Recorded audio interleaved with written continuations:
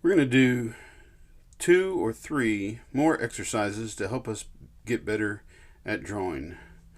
Welcome to the Art Project. If you enjoy this video, please give me a thumbs up. If you're new here, please subscribe and tap the bell for notifications of future videos.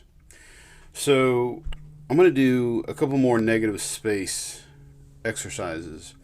I went out and I collected some leaves. In this case, I collected some deer vine because it's got thorns on it, and I think it's kind of a cool vine. I like it a lot. Greenbrier is another name for it. But you can get any kind of safe leaf or flowers or stems of any kind, just so long as you can kind of fill the viewfinder with it. So first, kind of arrange the leaves, and then kind of check to see what I wanted. Then I realized the viewfinder wasn't going to stay down very well, so I got some tape and I put 3 along the top and 3 along the bottom or the sides, and then I rearranged the deer vine, the greenbrier, on my paper again. I basically wanted the leaves to overlap a little bit. I wanted the leaves to go off the sides and the tops and the bottom of the page, and so I just kind of played with it a little bit until I had a nice composition. If you're trying to learn how to draw, composition is not your main objective here, obviously, but it doesn't hurt to spread the leaves out in such a way that you do have an interesting and somewhat complex composition. If you've got one single leaf in the middle of the paper, it's not going to help you out. You need to have different pieces of negative space. You need to have lots of negative space. I then measured my paper and found the center of it, which for this 9 by 12 sheet of paper is 4.5 and then 6. So I put a mark at the 6 right here, and I move the ruler down, and I put another mark on the 6, and I connect the 2 marks. That gives me half the paper. I did that both directions, 4.5 one way and 6 inches the other way. That gives me a kind of the crosshairs like you see in the middle of the viewfinder there. So I've got the crosshairs, and then I've got 4 quadrants.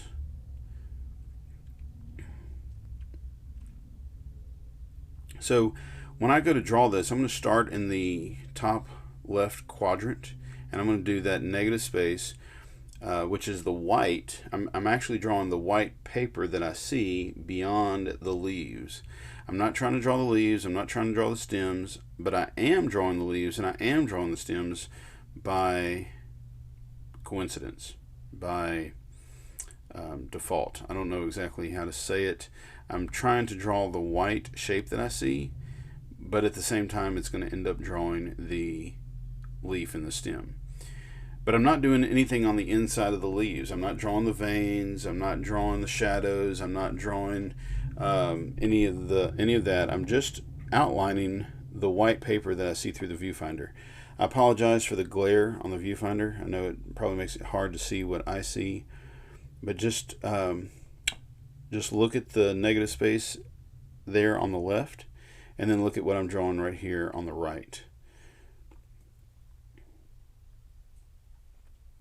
Now this requires quite a bit of concentration and study. So if you're trying to do this, I highly recommend you find you a nice quiet place. If you're in a classroom, encourage your classmates to be quiet so that you can concentrate on what you're doing. You're not going to be able to do this and talk and hold a conversation at the same time. It's not really possible. Unless you have been doing this for years and you have a lot of skill, but still, if you're talking, you're probably bothering the person next to you who's trying to learn how to do this. So try to be quiet. Talking is a left brain activity, and we are trying to turn the drawing process over to the right side of our brains. And in order to do that, we have to shut out all of the talking and the verbal things going on around us. I like to play some music in the background, but again, I like to play music that doesn't have any words. Something soft, something chill. If you look up lo-fi study music or lo-fi hip-hop or lo-fi relaxation music, there's a lot of great ones on YouTube. Might even put some links down in the description below to some music that you can listen to while you do this that I think is really, really helpful. So you're probably starting to see the leaves and the stem, but that's because when I'm drawing the negative space, I'm also drawing the positive space. But bear in mind that I'm not drawing anything inside the positive space. Right now, I'm just trying to teach my mind to see the negative space better. Basically, what this boils down to is observation skills. We are training our brains to observe better. Also notice that the negative space has a relationship to the other negative space. There are places that line up with other places. And so that is something that you need to look for, you need to look diligently for, and observe it to the best of your ability in order to accurately put it down in the right place. The goal is not just to draw the negative space. The goal is to draw the negative space in such a way that you can recognize the positive space in between all of the negative space. So this is exercise number 1, and I'm almost done here. You can see a finished picture of it here in a moment.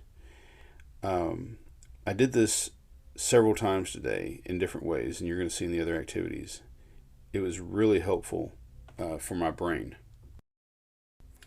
So now we're on to the second assignment. The first one was fairly easy because we were looking in a viewfinder and the negative space was flat white paper, and that was fairly easy. So now we're going to move up a level. This is like a whole nother level. We're going to now draw the negative space of a still life in front of us. In this particular case, the still life are these 2 stools. I have the 2 stools set up in the middle of the room. I'm sitting at an art pony, and you don't have to have an art pony to do this. I have my paper on a drawing board, and I am attempting to draw only the negative space as I see it through the 2 stools. I'm also drawing the negative space around the 2 stools. One of the things that makes this easier and will be helpful for you is if you draw it large enough that the legs of the stool go off the page, or the outside edges of your still life go outside the edges of the paper. So as you can see here, my stools are large enough that they go beyond the 9 by 12 paper that I'm using. So I did this 3 times. You saw the first one. This is the second attempt, and each time I got a little bit better. And as I was saying before, each time I do this, I can really feel it challenging my brain. And anytime your brain is challenged, you just become a better thinker. All right, one of the reasons why you have to have art in school is because it helps you to think holistically. It helps you to solve problems that you don't have in other classes. And I know this may seem strange, and it may seem like a futile exercise to some of you, but attempting to draw just the negative space is a challenge, and anytime you overcome a challenge, you become a better and stronger person. So I'm looking and I'm trying to flatten out the negative space that I see. I'm just trying to look at the negative space. It's real hard in a way because the stool is 3-dimensional and the negative space is not there at all. So you really have to work your mind in order to see. You really have to work your vision in order to see the negative space instead of the positive space. You can see it's starting to work out here pretty well. I like the way it turned out. I've got 3 examples of it here.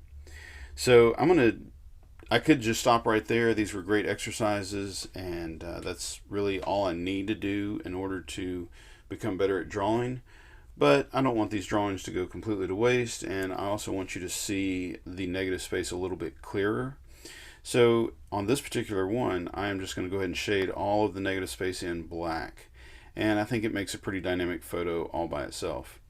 It also makes the positive space stand out more, which helps you to understand that it's stools in the still life. Tomorrow I'm going to do this exact same exercise with my students, and then the next day I'm going to do it a little bit harder by adding more stuff to the still life. An office chair, maybe another stool. So there'll be lots and lots of negative space and lots of confusion and frustration and challenge. That's what helps you grow. So there's my first one. Now I'm going to do another one with one of my other negative space drawings. This one I'm going to cut out all the lines. Now I'm using this ruler to kind of help straighten up. You know, the stool itself was made out of wood, straight pieces of cut wood. And when I drew it with the marker, I wasn't real perfect about it, obviously. I wasn't trying to be perfect about it. I wanted to get it the best I could, but I didn't want a ruler to get in my way of proportions and my vision of the negative space. So I didn't want to use a ruler while I was doing it. A ruler would have just messed me up trying to draw the negative space. But now that I've got the negative space drawn, I did want to use a ruler to help cut everything out as accurate as possible and make it look a little bit better. So now I'm taking all of these negative pieces out, and what I'm left with is the positive space. But I'm going to take that positive space and I'm going to put it on 4 different pieces of white paper of the same size. Line it up, pick a color of spray paint, and lightly mist it. I don't have to saturate the paper. I'm not trying to wash the paper or anything like that, or soak the paper down. I'm just trying to get a little bit of color on the negative space. So now I'm going to do the same thing with another color on another sheet of paper. And then I'm going to do it again. I'm going to do it 2 more times, like I said, with 4 different colors. So I hope you enjoyed all of this. These were basically 3 different works of art that you can frame, hang, you can call them finished, complete, whatever you want to do. But they were also exercises to help you help you strengthen your drawing skills. It takes a lot of practice. It's not going to happen on the very first drawing. You should do as many as you can. I've done many of these over the years, and this is what it turned out looking like. I'm pretty pleased. Of course, the stools look sideways, but this is actually the way the still life was. Kind of Andy Warhol, if you will. Anyway, it's your turn. Go make some art.